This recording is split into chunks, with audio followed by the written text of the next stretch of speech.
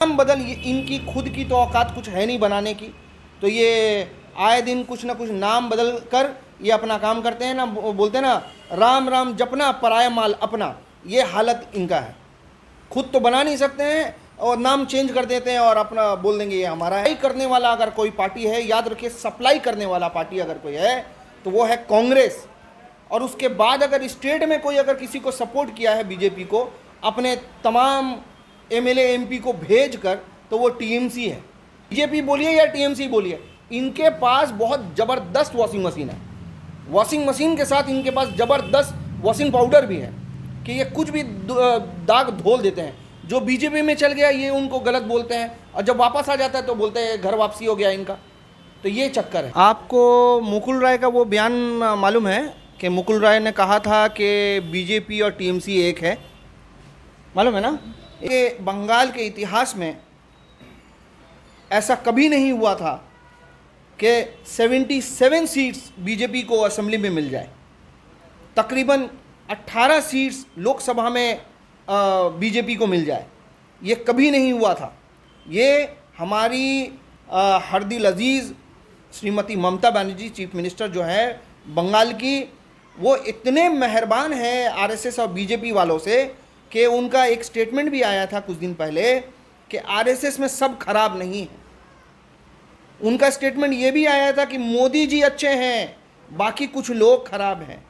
तो ये मोहब्बत जो है, ये भी सो कॉल्ड सेकुलर पार्टी जो है वो कभी भी मुसलमानों के फेवर में नहीं थी, और ये सो कॉल्ड सेकुलर पार्टियां जो हैं वो मुसलमानों की दुश्मन है। तभी तो बुलडोज़र जब चलता है तो कोई आवाज़ नहीं उठाता, जब लिंचिंग होता है तो कोई आवाज़ नहीं उठाता। तो कहाँ से हमारे सब हमदर्द हैं? आज राजस्थान में कांग्रेस की सर मुसलमानों के खिलाफ ये आरएसएस का शाखा यहाँ धड़ल्ले से खोल रहे हैं, और ममता बनर्जी को बाकायदा, ममता बनर्जी उनको सिक्योरिटी, पुलिस, एडमिनिस्ट्रेटिव डिपार्टमेंट उनके पीछे उनके सिक्योरिटी के लिए लगा देती है। और आप कह रही हैं कि मुसलमानों से मोहब्बत है। जो मुसलमानों का जानी दुश्मन है उससे ममता बनर्जी मोहब्बत कर रही हैं। टीएमसी सरकार आने के बाद आरएसएस के तकरीबन 4000 से भी ज़्यादा छोटे बड़े आरएसएस के ऑफिस शाखा यहाँ खुल चुके हैं। दीजिए ना कि बीजेपी के भक्तों के जैसा टीएमसी का भक्त बनकर इनको वोट देते रहिए, और शायद वो हाल ना हो जाए जो वो तमाम सो कॉल्ड सेकुलर पार्टी जो है उन्होंने अपने बाप की जागीर समझ रखा है मुसलमानों के वोट को। अच्छा, आपको बेस्ट पार्लियामेंट्री अवार्ड मिला है, उसके बारे में आप क्या कहेंगे? जहाँ तक मुझे मालूम है कि बैरिस्टर असदुद्दीन ओवैसी साहब को ये चौथी बार मिला है ये पार्लियामेंटेरियन अवार्ड। इससे पहले 2013 में भी मिल चुका है, 14 में मिल चुका है, 19 में मिला है और इस बार भी मिला है। तो इस बारे में मैं सिर्फ यही कहना चाहता हूँ कि बैरिस्टर असदुद्दीन ओवैसी साहब सिर्फ़ और सिर्फ एक ऐसे मेंबर ऑफ पार्लियामेंट हैं जो कॉन्स्टिट्यूशन के अलावा और किसी को लेकर बात नहीं करते। उनका हर एक मुद्दा, हर एक बात कॉन्स्टिट्यूशन को लेकर ही होता है, चाहे वो किसी भी समाज के लिए हो, चाहे वो मुसलमान के लिए हो, आदिवासी के लिए हो, दलित के लिए हो। तो यही है। पार्लियामेंट में मुसलमानों की आवाज़ अकेले वाइसी साहब भी उठाते हैं, फिर भी आपको ही बीजेपी का एजेंट क्यों बोला जाता है? बात क्या है ना कि हिंदुस्तान में एक प्रोपोगंडा चला हुआ है कि मुसलमानों का जो वोट है वो तमाम सो कॉल्ड सेकुलर पार्टी जो है उन्होंने अपने बाप की जागीर समझ रखा है मुसलमानों के वोट को, और ये समझते हैं कि मुसलमानों का जो वोट है वो इनकी बाप की जागीर है, इनका ख़रीदा हुआ है। और हमारे बाप दादाओं ने शायद वसीयत करके गए हैं इन लोगों को कि हमारा मुसलमान का जितना वोट है इन तमाम सो कॉल्ड सेकुलर पार्टी को मिलना चाहिए और असदुद्दीन ओवैसी साहब को नहीं मिलना चाहिए। तो मैं इसी वजह से मुझे ऐसा लगता है कि ये तमाम सो कॉल्ड सेकुलर पार्टी है वो AIMIM को या असदुद्दीन ओवैसी साहब को या हम जैसे AIMIM के चाहने वालों को बीजेपी का दलाल कहते हैं। असेंबली चुनाव हारने के बाद पंचायत चुनाव में क्या आपकी पार्टी खाता खोल पाएगी बंगाल में? देखिए, हम जब तक लड़ेंगे नहीं, तब तक हमें हार जीत का मज़ा नहीं होगा, पता नहीं चलेगा कि कौन हारा कौन जीता। तो पहले तो मैदान में उतरना पड़ेगा और इलेक्शन लड़ना पड़ेगा, हमारे कैंडिडेट को उतारना पड़ेगा, चाहे वो पंचायत हो, चाहे वो कॉरपोरेशन हो, चाहे वो असेंबली हो, चाहे वो लोकसभा हो। इलेक्शन लड़ना ये हमारा कॉन्स्टिट्यूशनल राइट है, ये जमहूरियत है, डेमोक्रेसी है। यहाँ वेस्ट बंगाल की अगर मैं बात बोलूँ तो यहाँ शिवसेना, जनता दल यूनाइटेड, राष्ट्रीय Janata Dal, BJP, TMC, CPIM, इन जैसे बहुत सारे पार्टी इलेक्शन लड़ते हैं। तो फिर हम एआईएमआईएम क्यों नहीं लड़े? मुसलमानों, हम ऐसा नहीं है कि हम सिर्फ मुसलमानों से जाते हैं वोट की अपील करने के लिए। हम दलित, आदिवासी और हर एक वो मजलूम जिनके ऊपर जुल्म होता है, वहाँ जाकर हम उनसे गुहार उनके लिए हम लड़ते हैं। और हम ये चाहते हैं, अब आप थोड़ी देर के लिए देखिए कि असदुद्दीन ओवैसी साहब रहते हैं हैदराबाद में, मगर असेंबली में अगर यहाँ बंगाल के असेंबली में अगर हमारा कोई रिप्रेजेंटेटिव आता है, एमएलए बनता है, तो वो हैदराबाद से नहीं बनेगा, वो बंगाल से ही बनेगा। तो बंगाल के लोगों को लीडर बनाने के लिए असदुद्दीन ओवैसी साहब अपना जान माल हर कुछ देते हैं। ये तो हम बंगाल के मुसलमानों को सोचना होगा कि एक लीडर मिला है, एक गाइडेंस मिला है, एक रहबर मिला है जो सियासी तौर पर हमारी मदद करना चाहता है, और हमारे इस जो कौम जो दबा कुचला है और हर तरह से 70 साल के आज़ादी के बाद भी हमारा ये सच्चार कमेटी रिपोर्ट में जो हाल आया वो बद से बदतर नज़र आया और अभी तक सुधरा नहीं। तो ये तो हम मुसलमानों को, बंगाल के मुसलमानों को सोचना पड़ेगा। इसमें आप सबको मालूम होगा कि असदुद्दीन ओवैसी साहब कोई मामूली इंसान नहीं है, माशाल्लाह ख़ानदानी रईस है, उनको किसी चीज़ की कमी नहीं है। वो चाहते तो हैदराबाद में बैठकर वो अपना जो इलाका है हैदराबाद उसको संभालते, मगर उनके दिल में ये जो कौम का दर्द है उसको लेकर वो आज तमाम पूरे हिंदुस्तान के कोने कोने, चप्पे चप्पे में जाकर वो कौम को मुत्तहिद बनाने की, इत्तेहाद लाने की कोशिश कर रहे हैं। इससे हमारा ही फ़ायदा है और किसी का फ़ायदा नहीं है। ये तो वही बात है कि हमारे फ़ायदे के लिए वो दर दर ठोकर खा रहे हैं, जबकि हम लोगों को ठोकर खाना चाहिए था। यहाँ मैं एक छोटा सा मिसाल आपको दे दूँ कि कुआं जो है वो प्यासे के पास आ रहा है, प्यासा कुएं के पास नहीं जा रहा है। यही बंगाल और तमाम हिंदुस्तान के मुसलमानों का हाल है। पंचायत चुनाव को ध्यान में रखते हुए ममता बनर्जी ने अपने मंत्रियों को जिला लेवल पर हैंडल करने को बोला है, तो आप उनसे कैसे मुकाबला कर पाएंगे? End of the day voter जो होता है ना, वोटर वो मायने रखता है। आज देखिए, हमने इससे पहले हुकूमत जो है सीपीआईएम की देखी है, 34 साल का हुकूमत था वो, उसके बाद ये फना हो गया। आज उसका नामो निशान मिट चुका है बंगाल से। और हमारी चीफ मिनिस्टर श्रीमती ममता बनर्जी की जो ये सरकार है, ये 3rd टर्म अभी हुआ है। तो मुझे ऐसा लगता है कि शायद ये 4th टर्म पूरा नहीं कर पाएगी। ये वजह ये है कि इन्होंने जो जिम्मेदारी अपने मंत्रियों को दिया है कि आप पंचायत और कॉरपोरेशन को देखिए और ये तमाम सीटें इनको वापस मिलनी चाहिए, तो ये आवाम जो है, आवाम को कुछ नहीं चाहिए, आवाम को उनका रोटी कपड़ा और मकान चाहिए। एक आम आदमी के लिए उसकी जो ज़रूरत है वो पूरी हो जाए, बस सरकार से और कुछ नहीं चाहिए। तो मैं आपसे ये सवाल करता हूँ, आपके ज़रिए से ये सवाल करता हूँ तमाम उन मुसलमानों से, तमाम बंगाल के लोगों से, चाहे वो किसी भी मज़हब से ताल्लुक़ रखते हों, कि आपके लिए टीएमसी सरकार ने क्या किया है। एक बार वोट देने से पहले ये ज़रूर सोचिए, तब आप वोट दीजिए, ना कि बीजेपी के भक्तों के जैसा टीएमसी का भक्त बनकर इनको वोट देते रहिए और शायद वो हाल ना हो जाए जो सीपीआईएम के वक्त में बंगाल के लोगों का हो गया था कि 34 साल के बाद ये यहाँ के बंगाल के लोगों का ऐसा हाल हो गया था कि ये कहीं के नहीं रहे, और बाद में सीपीआईएम को जिस तरह से उखाड़ कर फेंक दिया गया था, कहीं वही हाल ये टीएमसी का ना हो जाए। जब ममता बनर्जी मुसलमान को लेकर चल रही बंगाल पे, तो यहाँ एमआईएम की क्या ज़रूरत है? आपको किसने कहा कि श्रीमती ममता बनर्जी जो हमारी वेस्ट बंगाल की चीफ मिनिस्टर है वो मुसलमान को लेके चल रही हैं? किसने कहा? आपको पता नहीं है कि सीपीआईएम के दौर में हमने कभी आरएसएस का नाम तक नहीं सुना था, मगर ममता बनर्जी के आने के बाद, ये टीएमसी सरकार आने के बाद, आरएसएस के तकरीबन 4000 से भी ज़्यादा छोटे बड़े आरएसएस के ऑफिस शाखा यहाँ खुल चुके हैं। If I am not wrong, Birbhum में इसका हेड ऑफिस है। बीरभूम में इसका आरएसएस का सबसे बड़ा हेड ऑफिस है बंगाल में।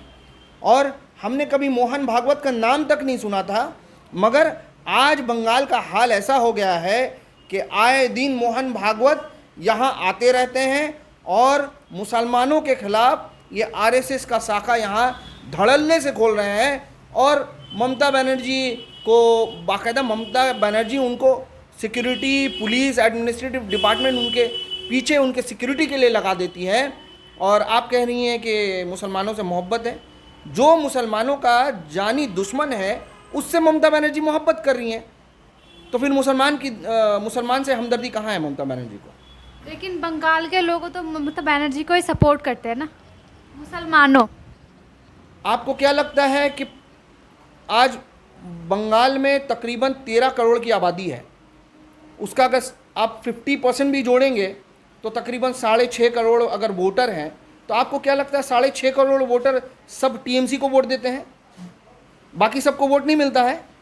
तो 100% लोग कभी उनको सपोर्ट नहीं करते हैं। हाँ, 30%, 40%, 45% लोग सपोर्ट करते हैं। उसके अलावा बाकी 55% लोग जो हैं वो टीएमसी के साथ नहीं हैं।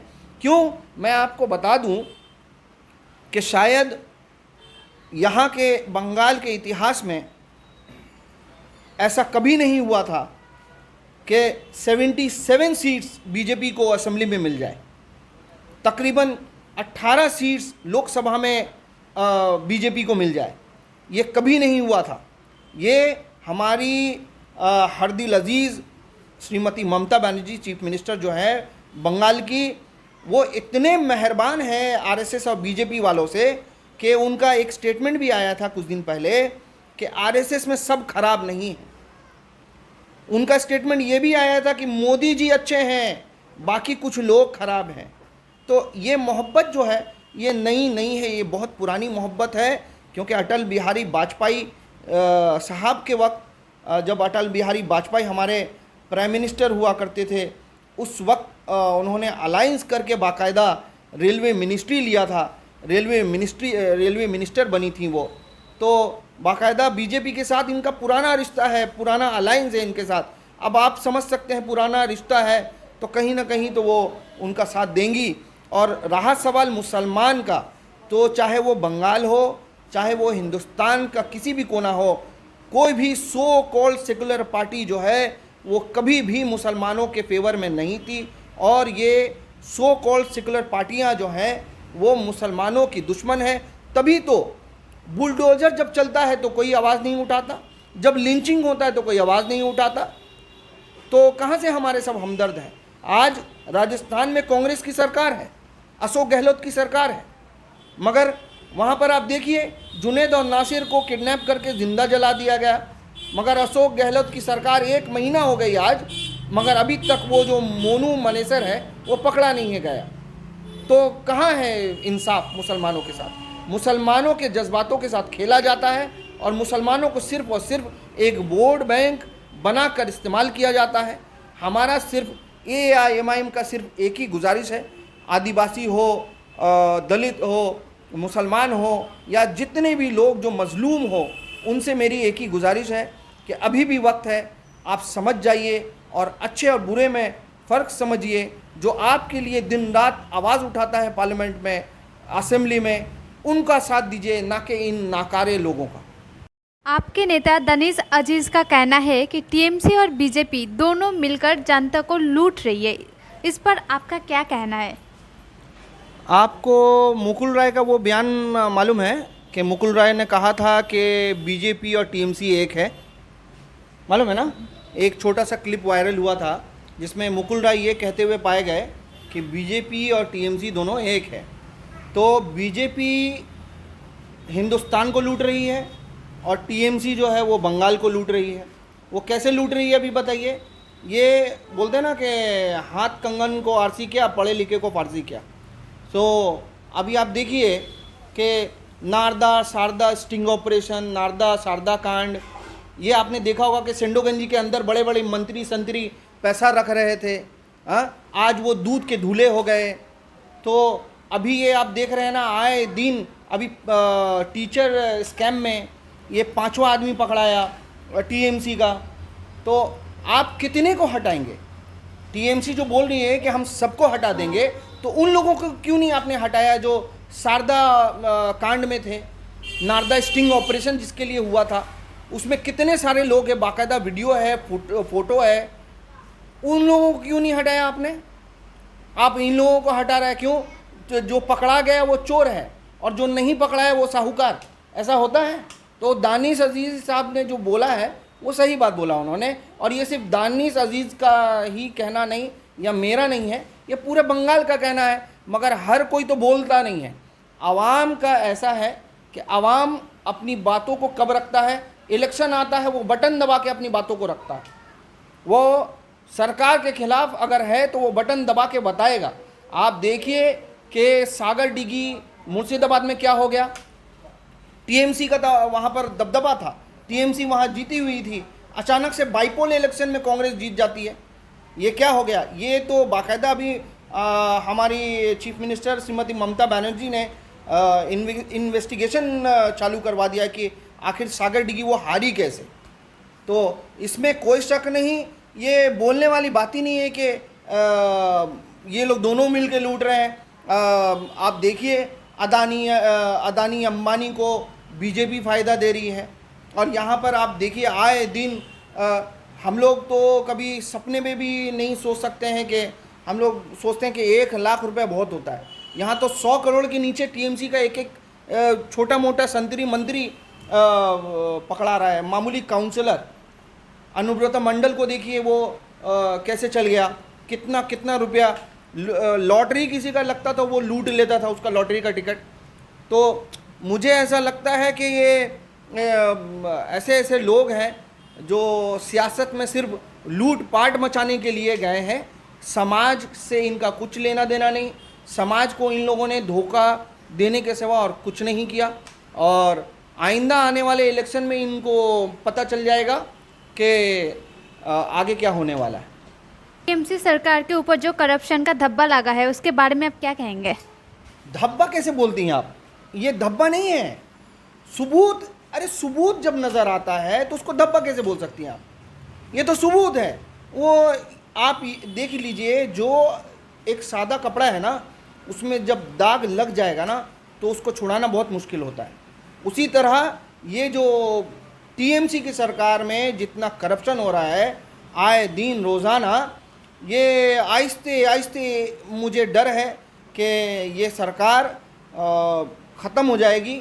और इसके बदले में शायद ऐसा हो कि अगर अल्लाह ने चाहा तो इंशाअल्लाह ताला आने वाले वक्त में AIMIM ज़रूर उभरेगा और ज़रूर इंशाअल्लाह ताला कामयाब होगा और यहाँ के लोगों को, यहाँ के आवाम को इंसाफ ज़रूर दिलवाएगा। इलेक्शन के वक्त पे टीएमसी का कुछ नेता जब बीजेपी गए थे, इलेक्शन के बाद फिर से वो लोग बीजेपी से टीएमसी में वापस आ गए। फिर भी बीजेपी AIMIM को बीजेपी का बी टीम क्यों कहता है ये लोग? बहुत अच्छा सवाल आपने पूछा है। मुकुल राय टीएमसी में चल गए, बीजेपी में चल गए। टीएमसी के थे वो बीजेपी में चल गए, फिर वापस चल आए। राजीव बनर्जी बीजेपी में चल गए, फिर टीएमसी में आ गए। तो उसके बाद आप देखेंगे कि ये शुभेंदु अधिकारी चल गए। दरअसल देखिए, कितने लोगों को ये मालूम नहीं है कि बीजेपी में सबसे ज़्यादा MLA MP सप्लाई करने वाला अगर कोई पार्टी है, याद रखिए, सप्लाई करने वाला पार्टी अगर कोई है तो वो है कांग्रेस। और उसके बाद अगर स्टेट में कोई अगर किसी को सपोर्ट किया है बीजेपी को अपने तमाम एमएलए एमपी को भेज कर, तो वो टीएमसी है। आप देखिए धड़ल्ले से इन लोगों ने भेजा भी और बाकायदा 77 सीट उनको दिलवा दिया बीजेपी को। ये शुभेंदु अधिकारी टीएमसी के थे, राजीव बनर्जी टीएमसी के थे, मुकुल राय इसके थे, अर्जुन सिंह टीएमसी के थे, बीजेपी में गए, वापस आ गए। तो इन बीजेपी बोलिए या टीएमसी बोलिए, इनके पास बहुत ज़बरदस्त वॉशिंग मशीन है। वॉशिंग मशीन के साथ इनके पास ज़बरदस्त वॉशिंग पाउडर भी है कि ये कुछ भी दाग धोल देते हैं। जो बीजेपी में चल गया ये उनको गलत बोलते हैं, और जब वापस आ जाता है तो बोलते हैं घर वापसी हो गया इनका। तो ये चक्कर है। मीम और आईएसएफ का अगर लक्ष्य एक ही है तो अलग अलग पार्टी क्यों? मीम, आईएसएफ, इंडियन यूनियन मुस्लिम लीग, एआईयूडीएफ, ये सबका लक्ष्य एक है कि हम हर दबे कुचले जो माइनॉरिटीज़ के कैटेगरी में आते हैं, हिंदू जैसे मुसलमान हैं, क्रिश्चियन हैं, दलित है, आदिवासी है, इन लोगों को, क्योंकि ये सबसे ज़्यादा मजलूम कौम है according to Ravindra Sachar committee report के, इसमें ये सबसे ज़्यादा दबे कुचले लोग हैं।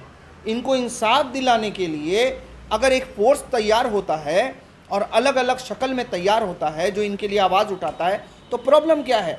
हमारे खुद के मिलिट्री डिफेंस में आप बिहार रेजिमेंट देखेंगे, गुजरात रेजिमेंट देखेंगे, कर्नाटका रेजिमेंट देखेंगे, तमिलनाडु रेजिमेंट देखेंगे, तो सब तो हिंदुस्तान के फौजी हैं, मगर ये अलग अलग रेजिमेंट क्यों हैं? इसी तरह हमारे देश में भी अगर हम जैसे लोग हैं, AIMIM बोलिए या ISF बोलिए या AIUDF बोलिए, जो आसाम में बदरुद्दीन अजमल साहब काम कर रहे हैं, और मुस्लिम लीग जो केरला में काम कर रही हैं, तो फिर दिक्कत क्या है? हम कॉन्स्टिट्यूशन के अकॉर्डिंगली हम काम करते हैं, सियासत करते हैं, इलेक्शन लड़ते हैं, और तो प्रॉब्लम कुछ नहीं होना चाहिए। नाम चेंज हो रहा है, MIM MP इम्तियाज़ जलील ही बस प्रोटेस्ट कर रहा है, और कोई नेता इस पर क्यों नहीं बोल रहा है? शिवसेना के उद्धव ठाकरे साहब जब आखिरी वक्त था, जब शिंदे साहब जब चीफ मिनिस्टर बनने वाले थे, उससे पहले वो जाते जाते उद्धव ठाकरे साहब ने एक रेलवे स्टेशन का नाम बदल दिया। तो ये जितने भी, जिसको मैं बोलता हूँ ना सो कॉल्ड सेकुलर पार्टी, इसलिए बोल रहा हूँ कि ये सिर्फ नाम के सेकुलर है, अंदर से ये पूरी तरह से कम्युनल है, नाम बदल, ये इनकी खुद की तो औकात कुछ है नहीं बनाने की। तो ये आए दिन कुछ ना कुछ नाम बदल कर ये अपना काम करते हैं ना, बोलते हैं ना राम राम जपना पराया माल अपना, ये हालत इनका है। खुद तो बना नहीं सकते हैं और नाम चेंज कर देते हैं और अपना बोल देंगे ये हमारा है, मैंने बनाया है, ऐसा हालत है।